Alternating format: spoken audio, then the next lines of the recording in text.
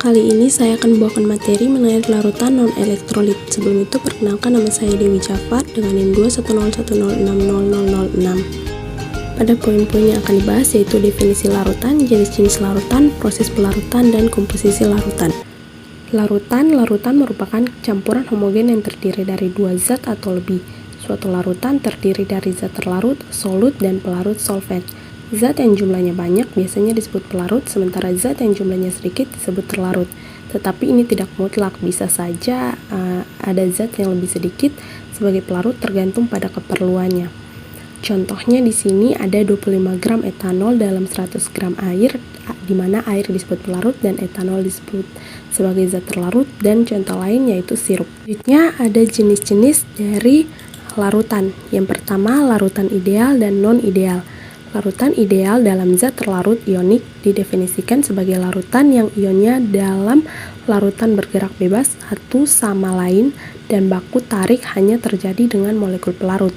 Untuk larutan ionik yang sangat encer dapat dikategorikan mendekati perilaku ideal karena ion-ion dalam larutan itu saling berjauhan, akibatnya interaksi elektrostatisnya lemah.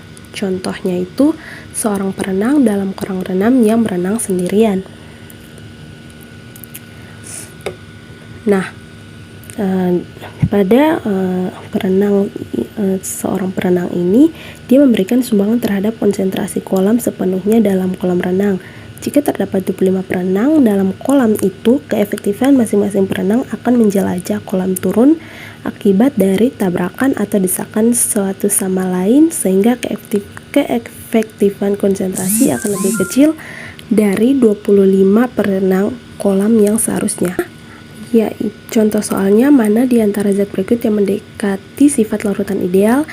Jawabannya yaitu B, di mana CH4 fase liquid dan CH3 fase liquid, di mana kedua komponennya memiliki gaya interaksi yang mendekati sama karena kedua komponen tersebut cenderung bersifat nonpolar, sehingga campuran tersebut bersifat ideal. Dan non-elektrolit, larutan di mana larutan elektrolit itu zat-zat yang di dalam air membentuk ion-ion yang dinamakan zat elektrolit, dan larutan yang dibentuknya dinamakan larutan elektrolit. Secara eksperimen, larutan elektrolit diketahui melalui sifatnya, misalnya dapat mengantarkan arus listrik. Zat-zat yang tergolong elektrolit yaitu asam, basa, dan garam. Nah, zat-zat seperti etanol dan glukosa yang ada di dalam pelarut air membentuk molekuler yang dinamakan non-elektrolit, dan larutan yang dibentuknya dinamakan larutan non-elektrolit. Pada keadaan murni, asam merupakan senyawa kovalen, tetapi jika dilarutkan dalam air akan terurai menjadi ion-ionnya. Contohnya HCl ditambah H2O menghasilkan H3+ ditambah Cl. Selanjutnya untuk basa umumnya bersifat ionik, contohnya NH3. Nah, NH3 adalah contoh basa yang dalam keadaan murni merupakan senyawa kovalen, contohnya NH3 tambah H2O menghasilkan NH4+ ditambah OH-. Dan yang terakhir merupakan garam. Garam merupakan senyawa ionik. Jika garam-garam dilarutkan dalam air, ion-ion garam akan melepaskan diri dari kisi-kisi kristal yang selanjutnya terhidrasi di dalam pelarut air. Contohnya Na+ Cl- ditambah H2O menghasilkan Na+ tambah Cl-. Yang ketiga, larutan jenuh, tak jenuh, dan lewat jenuh. Larutan jenuh dari zat X adalah larutan yang di dalamnya terdapat zat X terlarut berada dalam kesetimbangan dengan zat X yang tidak larut.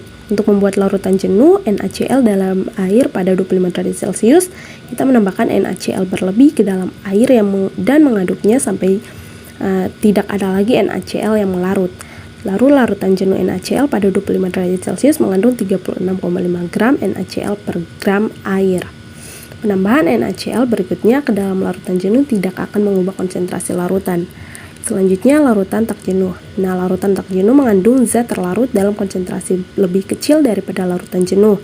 Dan sedangkan larutan lewat jenuh menunjukkan keadaan yang tidak stabil sebab larutan mengandung zat terlarut yang jumlahnya melebihi konsentrasi kesetimbangannya. Larutan lewat jenuh umumnya terjadi jika larutan sudah melebihi jenuh pada suhu tinggi diturunkan sampai mendekati suhu kamar.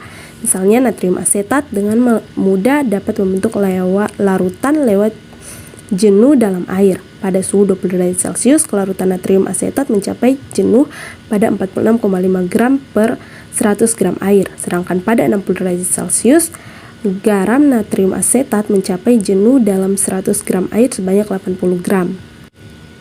Selanjutnya ada proses pelarutan.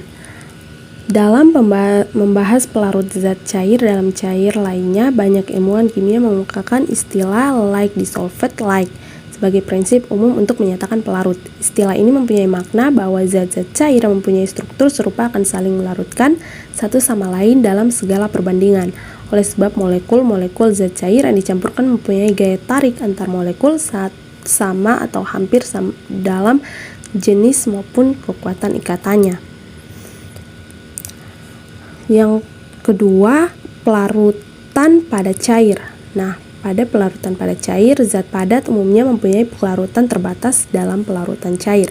Fraksi mol I2 dalam CCl4 mencapai jenuh pada 25 derajat Celcius sekitar 0,011. Jika dibandingkan dengan Br2 yang berwujud cair pada suhu yang sama tidak mempunyai batas kelarutan dalam CCl4 sehingga Br2 dalam CCl4 tidak dapat membentuk larutan jenuh. Perbedaan gaya tarik antar molekul zat padat mempunyai kelarutan terbatas di dalam suatu pelarut. Gaya tarik antar molekul dalam zat padat lebih besar daripada gaya tarik antar molekul dalam zat cair untuk suhu yang sama sehingga dapat diduga bahwa gaya tarik antar molekul I2 lebih besar daripada gaya tarik antar molekul CCl4. Yang ketiga, pelarutan gas cair. Terdapat dua prinsip utama berkaitan dengan kelarutan gas dalam cairan. Yang pertama, makin tinggi titik cair suatu gas, gaya tarik antar molekul makin mendekati sifat cairan. Dengan demikian, gas dengan titik cair lebih tinggi memiliki kelarutan lebih besar. Sedangkan prinsip yang kedua, pelarutan yang paling baik untuk suatu gas adalah pelarutan yang mempunyai gaya tarik antar molekul mirip dengan yang dimiliki oleh gas. Dan yang terakhir merupakan komposisi larutan. Yang pertama untuk fraksi mol. Konsep ini sudah sering digunakan ketika mempelajari kimia fisika 1, terutama ketika membicarakan tekanan parsial gas dan ada pembuatan diagram fasa. Nah, fraksi mol komponen I dalam larutan diidentifikasi yaitu Xi sama dengan Ni per N, di mana Ni merupakan jumlah mol komponen I dan N menyatakan jumlah mol semua komponen dalam larutan. Yang kedua, kemolaran. Konsentrasi komponen I dalam larutan Ci diidentifikasikan sebagai Ci sama dengan Ni per V, dengan V merupakan volume larutan. Dalam satuan SI, konsentrasi mempunyai satuan mol per meter kubik. Yang ketiga, kemolalan. Kemolalan IMI diidentifikasikan sebagai jumlah mol I dalam sejumlah massa pelarut. Jika suatu larutan mengandung Nb mol terlarut B dan Na mol terlarut A, maka massa pelarut Wa sama dengan NMA. Maka kemolalan terlarut B dinyatakan dengan Mb sama dengan Na per Wa sama dengan Nb per NaMa. Dan yang terakhir, persen massa.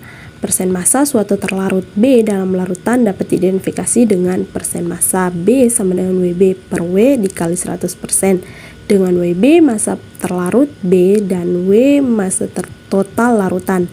Persen massa sama dengan massa terlarut per massa larutan dikali 100%, sama dengan massa terlarut per massa dalam kurung terlarut ditambah pelarut tutup kurung dikali 100%. Fraksi mol B dinyatakan dengan Wb per W.